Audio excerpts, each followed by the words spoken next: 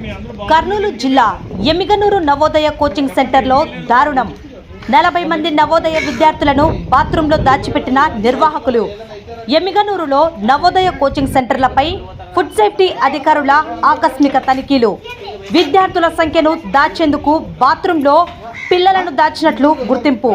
బియ్యం, కారం, వంట నూనె శాంపిల్స్ సేకరించిన ఫుడ్ సేఫ్టీ అధికారులు. జిల్లా కలెక్టర్ కు నివేదిక అందిస్తామన్న ఫుడ్ సేఫ్టీ అధికారులు. నా పేరు Rajagopala Rao, food safety officer, Kurnool district.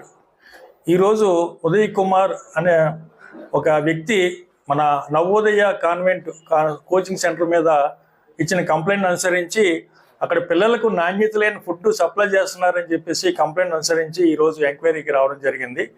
ఎంక్వైరీలో భాగంగా కిచెన్ రూము అట్లాగే స్టోర్ రూమ్ అన్నీ కలిపి ఒకే రూమ్లో ప్రిపరేషన్ చేస్తున్నట్టు గమనించాము. స్టోర్ రూము దగ్గరే కిచెన్ రూమ్లోనే స్టోర్ అది ప్రిపరేషన్ రూము, అట్లాగే కట్టెలు కూడా ఒకే రూమ్లో పెట్టి అనైజనిక్ కండిషన్లో, ఎటువంటి హైజనిక్ పాటించకుండా అనైజనిక్ కండిషన్లో ఈ నవోదయ స్కూల్ పిల్లలకి ఫుడ్ ప్రిపేర్ చేసి ఇస్తున్నారు. దాంతో అన్ని రకాలు కూడా ఫుడ్ ఐటమ్స్, నాణ్యత లేని ఫుడ్ ఐటమ్స్, వాటిని కూడా శాంపుల్ తీసి టెస్టింగ్ పంపించడం జరుగుతుంది. అట్లాగే టమాటాలు కూడా పాడైపోయిన టమాటాలు ఉన్నాయి. అట్లాగే రైస్ కూడా పీడిఎఫ్ రైస్ అమ్ముతున్నట్టుగా, పీడిఎఫ్ రైస్ వాడుతున్నట్టుగా తెలిసింది. వాటి మీద కూడా డిఎస్ఓ గారికి కంప్లైంట్ ఇస్తాము. అదేవిధంగా మిగతా ఫుడ్ ఐటమ్స్ కూడా శాంపుల్ తీసి టెస్టింగ్ పంపిస్తాం. ఏదైనప్పటికీ పిల్లలకి హైజీనిక్ ఫుడ్ అందించడంలో నవోదయ స్కూలు కంపల్సరీగా హైజీనిక్ కండిషన్స్ మెయింటైన్ చేయాలి, మంచి నాణ్యతమైన ఆహార పదార్థాలు ఇవ్వాలి. అయితే ఇక్కడ ఈ నవోదయ స్కూల్కి ఎటువంటి పర్మిషన్ లేవని వాళ్ళే చెప్తున్నారు. పర్మిషన్ లేకుండా రన్ చేయడం కూడా తప్పే, ఎందుకంటే నవోదయ కోచింగ్ సెంటర్, ఎందుకంటే పర్మిషన్ తీసుకొనే వాళ్ళు రన్ చేయాలి. పిల్లలు ప్లెంటీ ఆఫ్ పిల్లలు దగ్గర 200-300 దగ్గర పిల్లలు ఉన్నారు. ఈ పిల్లలందరికీ కూడా అనైజనిక్ కింద స్టోర్ రూము, అట్లాగే వాళ్ళు బెడ్రూమ్స్, వాళ్ళకు ఉన్న రూమ్స్ కూడా ఈ కోచింగ్ సెంటర్లో ఒక నియమాలు పాటించట్లేదు. దీని మీద నేను జిల్లా కలెక్టర్ గారికి అట్లాగే డిఓ గారికి ఒక రిప్రజెంటేషన్ ఇచ్చి ఇక్కడ అనాథరైజ్డ్గా నడుపుతున్న నవోదయ స్కూల్ మీద చర్యలు తీసుకోవాలని చెప్పి వాళ్ళని నేను కోరుతున్నాను.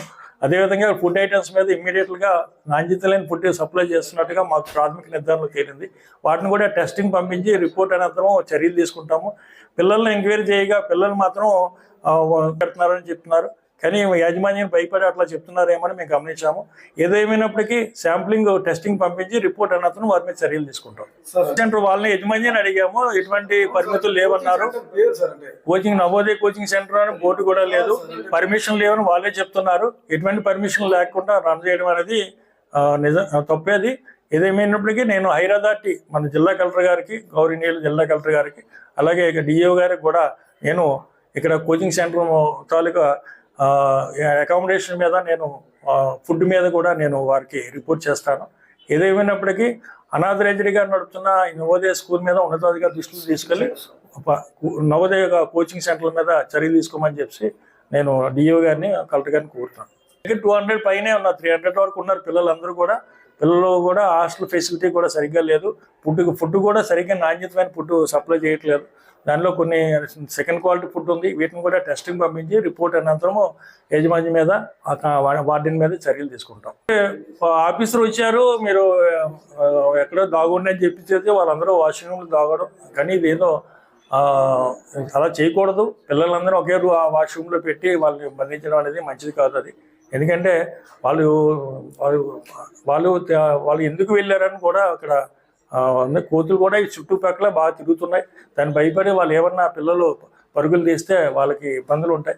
ఏదైనప్పటికీ ఫుడ్ విషయంలో నేను ఫుడ్ సేఫ్టీ ఆఫీసర్ని కాబట్టి ఫుడ్ విషయంలో అనైజనిక్ ఫుడ్ సప్లై చేస్తున్నారు కాబట్టి ఇమీడియట్గా శాంపుల్ తీసి టెస్టింగ్ పంపిస్తాము. వీటికి ఎటువంటి పర్మిషన్ లేవు. ఫుడ్ మీద లైసెన్స్ ఉందా మీకు? ఫుడ్ లైసెన్స్ ఉందా? అయితే ట్రేడ్ లైసెన్స్ కాదు, ఫుడ్ లైసెన్స్ కూడా లేదు. ఎటువంటి పర్మిషన్ లేకుండా వీళ్ళు పిల్లలకి కోచింగ్ సెంటర్ నడుపుతున్నారు. దాంతో ఫుడ్ కూడా సరిగ్గా నాణ్యత లేదు, లైసెన్స్ కూడా లేదు, పర్మిషన్ లేకుండా వీళ్ళు ఫుడ్ పెడుతున్నారు. వీటి మీద కూడా చర్యలు తీసుకుంటాం.